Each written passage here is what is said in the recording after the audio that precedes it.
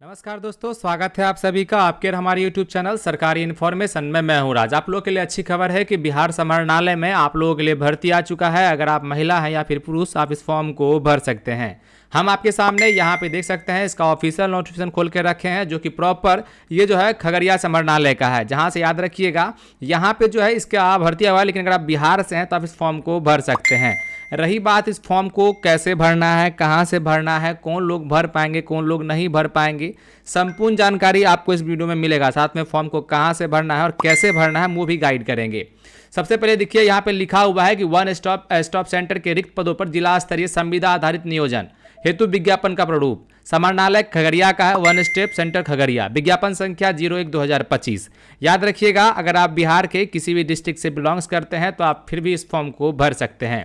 सबसे पहले समझिए, इसमें जो है प्रॉपर रूप से 4 पोस्ट हैं। पहला है केस वर्कर, जो कि प्रॉपर महिला के लिए, जिसमें कि मात्र 2 पोस्ट रखे गए हैं। वहीं पे सैलरी की बात की जाए तो यहाँ पे 22,000 रुपया है। वहीं पे बात करते हैं बहु उद्देशीय कर्मी और कुक, यानी कि जो है कुक MTS, और एक तरह से कह लीजिए MTS। बहु उद्देशीय का मतलब होता है MTS तौर पे वो, और कुक। तो इसमें भी 2 पद हैं जो कि अनारक्षित हैं, और दोनों जो है ये कोई भी भर सकते हैं। साथ में यहाँ पे इसका जो सैलरी है वो 13,000 है। वहीं पे रात्रि प्रहरी, रात्रि अगर कर्मी, सुरक्षा कर्मी, जिसको कि आप गार्ड बोलते हैं, तो गार्ड के तौर पे 3 बहाली है, जो कि मात्र उसका जो सैलरी है वो 13,000। वहीं पे पैरामेडिकल पर्सनल, जिसका कि महिला हेतु है आरक्षित, तो एक पोस्ट के लिए, जिसमें कि सैलरी आपका जो है 800 रुपया है। और इसमें देखिए क्या है, EPF जो है और SI देने हो आपको, इसमें देने नहीं है। बाद बाकी जो ये 3 पोस्ट है इसमें आपको देने होंगे, भुगतान करने होंगे, जो PF वगैरह कटेगा, कहने का मतलब है। अब सबसे पहले समझिए बात को। नियोजन हेतु विस्तारित जानकारी तथा आवेदन प्रारूप जिला की वेबसाइट khagaria.nic.in से प्राप्त किया जा सकता है। रिक्त पदों के विरुद्ध आवेदन दिनांक 20 मार्च 2025 के अपराह्न 5 बजे तक ईमेल इस पर आपको स्वीकार किया जाएगा। यानी कुल मिला के है कि आपका जो आवेदन है वो आपको ऑफलाइन ही भरने हैं, लेकिन आपको मेल जो है ऑनलाइन के माध्यम से करना है। एक तरह से कह सकते हैं आपका जो फॉर्म है वो ऑनलाइन के माध्यम से ही भराएगा। यानी कि आपको जो फॉर्म, किसी फॉर्म को भरना नहीं, यहाँ पे एक फॉर्मेट दिया गया, जैसा कि आप देख रहे होंगे, ये सिंगल पेज का फॉर्मेट है। इसको आपको निकालना है, इसको भरना है।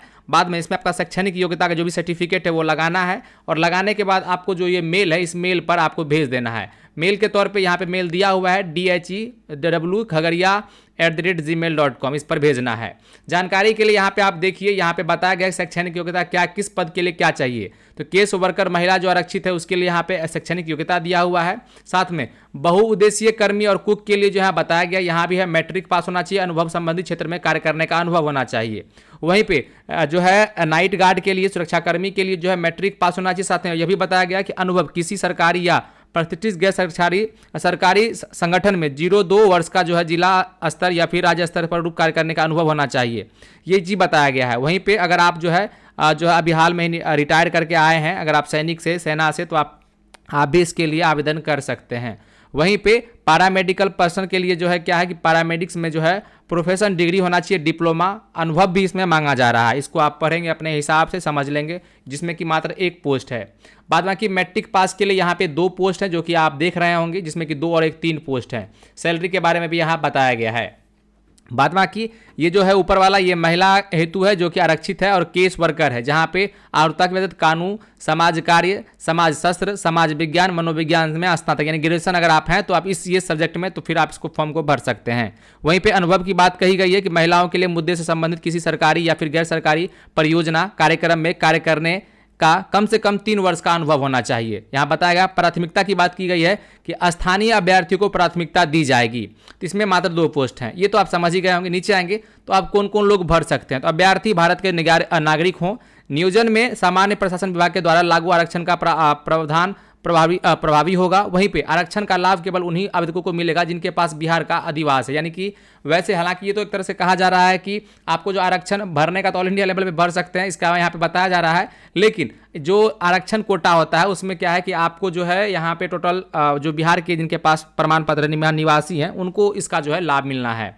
वहीं पे बताया गया है कि उम्र सीमा, संविदा पर नियोजन हेतु उम्र सीमा विज्ञापन प्रकाशन की तिथि से निम्नवत होगी, जैसे कि आरक्षण वर्ग पुरुष के लिए 18 से 37 साल, पिछड़ा वर्ग अत्यंत पिछड़ा वर्ग पुरुष महिला के लिए 18 से 40 साल और अनारक्षित महिला के लिए 18 से 40, वहीं पर अनुसूचित जाति और अनुसूचित जनजाति महिला पुरुष के लिए 18 से 42 साल। यानी कुल मिला के क्या है कि अगर आप जनरल कोटी से आते हैं तो आपको 18 से 37 आपकी एज चाहिए, वहीं पे अगर आप जनरल महिला हैं तो आपको जो 18 से 40 एज चाहिए, वहीं पे अगर आप बीसी से आते हैं महिला पुरुष है तो आपको 18 से 40 चाहिए, और अगर आप SC ST है महिला पुरुष कोई भी है तो आपको 18 से 42 चाहिए। यानी कुल मिला के 3 साल जो है OBC को और 5 साल जो है SC ST को छूट दिया जा रहा है।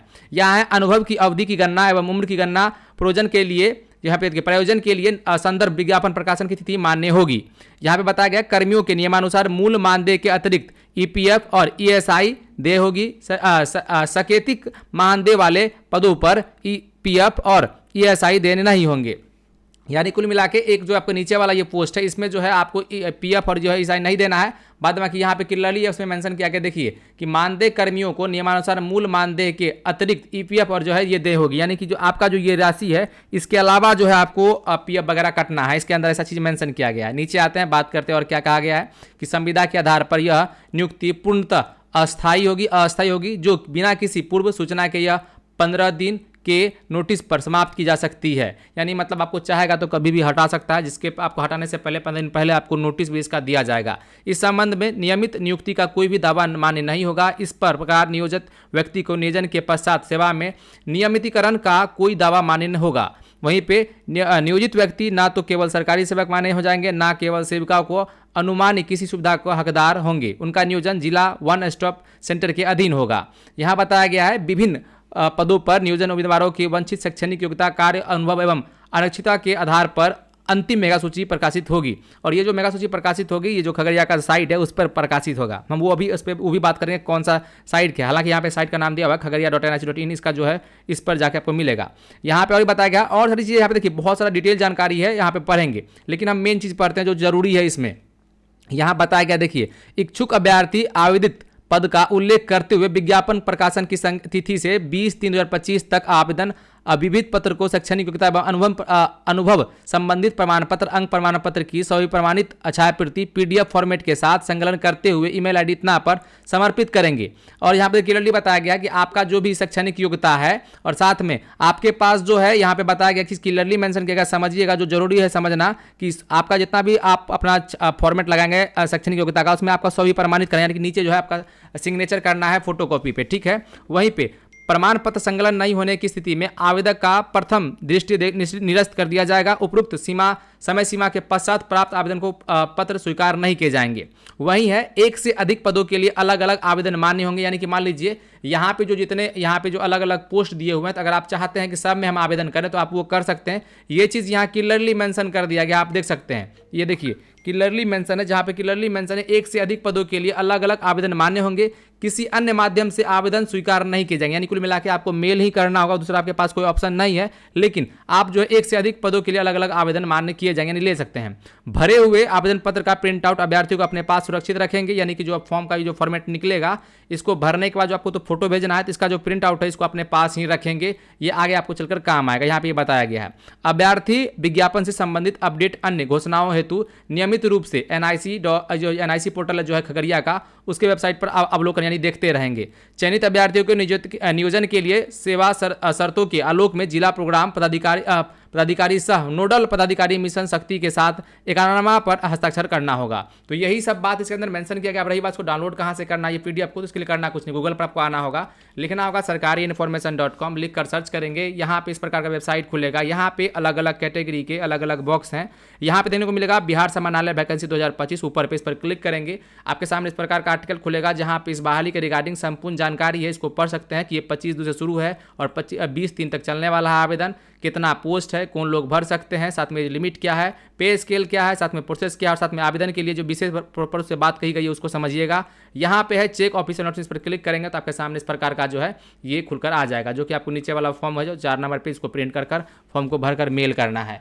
उम्मीद करते हैं हालांकि ये जो जहाँ से ये जो डाउनलोड होता है ये फिर या फिर कह लीजिए जो आर्टिकल है इसका लिंक हमारे वीडियो के डिस्क्रिप्शन बॉक्स में मिल जाएगा, इस पर क्लिक कर आप आसानी पूर्वक फॉर्म को डाउनलोड कर सकते हैं, भर सकते हैं, इसकी जानकारी प्राप्त कर सकते हैं। इस तरह की लगातार इन्फॉर्मेटिव वीडियो के लिए बने रहिएगा। मिलते हैं अगली वीडियो में, तब तक के लिए धन्यवाद।